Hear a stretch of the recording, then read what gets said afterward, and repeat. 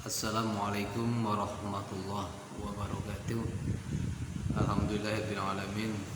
Rabbi nasta'inu ala umuri dunya wa din wa ala alihi wa sahbihi ajma'in wa ba'du. Ilahi anta maqsudi wa ridhaka matlubi atini mahabbataka wa ma'rifataka. Hadirin yang dirahmati Allah, para pemirsa dimanapun Anda berada, alhamdulillah kita berjumpa kembali dalam pembahasan tentang nikah secara agama pada vol yang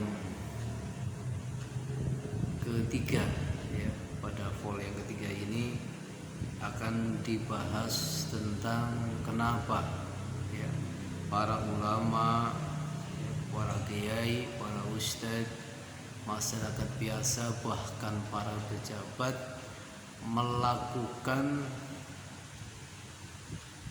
mengambil langkah ya, melakukan nikah secara agama yang tidak dicatatkan di dalam kantor urusan agama setempat. Ya, ini yang menjadi pertanyaan, kenapa beliau-beliau semuanya mengambil jalan seperti itu. Nah, inilah yang menjadi kontroversi, inilah yang menjadi sorotan pada video kita kali ini ya, yaitu mengenai kenapa mereka melakukan tindakan melaksanakan pernikahan yang tidak dicatatkan di dalam pada kantor urusan agama setempat. Jawabannya karena ya, jawabannya pasti ya, pasti jawabannya karena ya,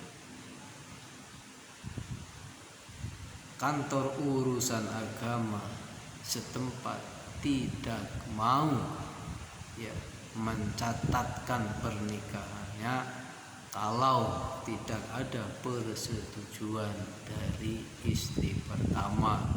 Kalau orang tersebut mau menikah yang kedua, kalau orang tersebut mau menikah yang ketiga, mestinya harus mendapat izin dan restu dari istri pertama dan kedua ya, dan seterusnya. Jadi inilah yang menjadi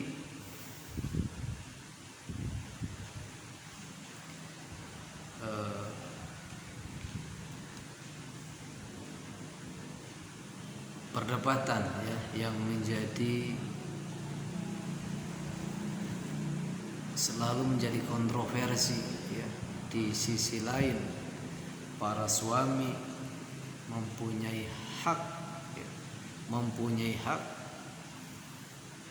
beristri lebih dari satu.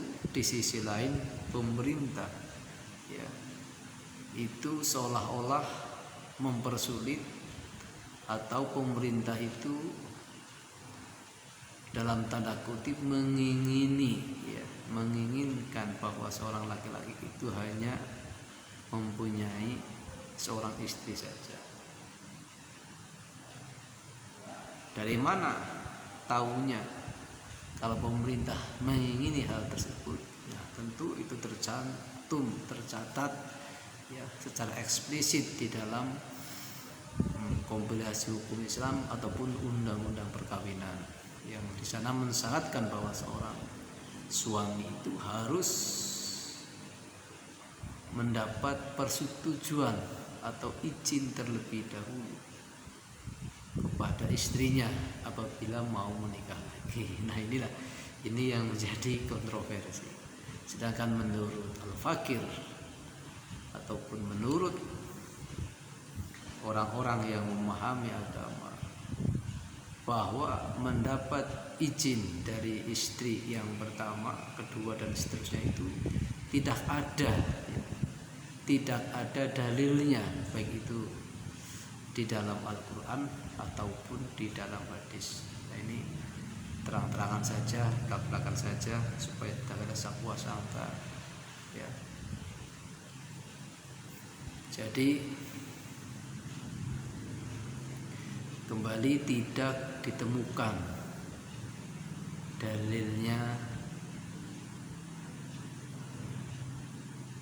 untuk mendapatkan persetujuan dari seorang istri atau istri-istri yang lain apabila mau menikah lagi.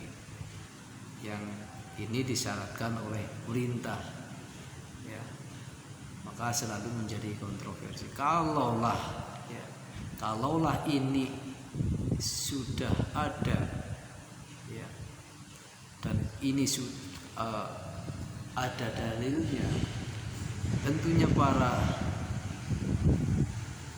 nabi, ya, para sahabat melakukan hal yang sama, melakukan izin terlebih dahulu kepada istri-istri mereka. Tetapi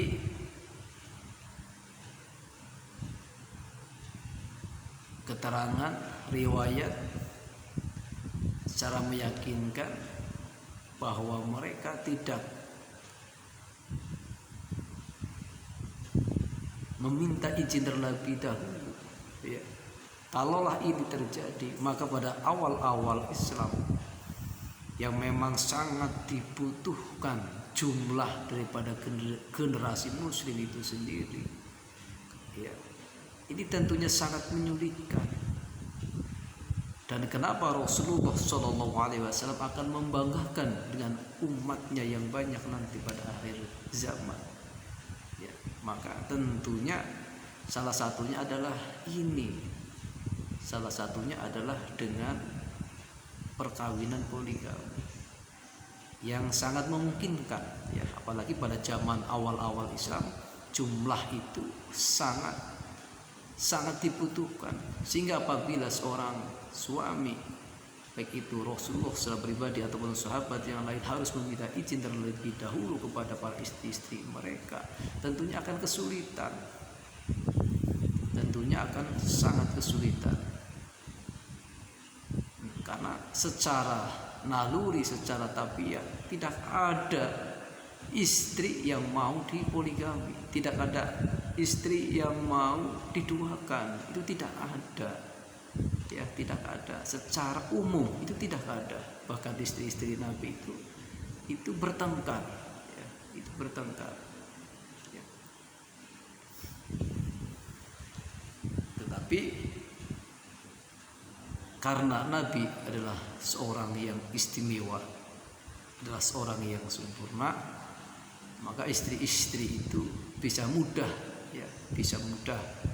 diberi pengertian dan bisa mudah diberi hidayah oleh Allah Subhanahu wa taala karena wasilah daripada Kanjeng Nabi, ya. Saya tidak terlalu jauh membahas ke arah sana karena nanti akan panjang lebar pembahasannya, maka langsung aja, ya, biasa pada substansi kita, bahwa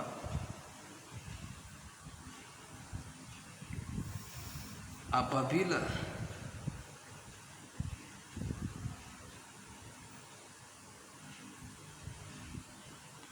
seorang suami, ya, itu harus mendapatkan persetujuan istri terlebih dahulu, maka tentulah pada zaman dahulu akan sangat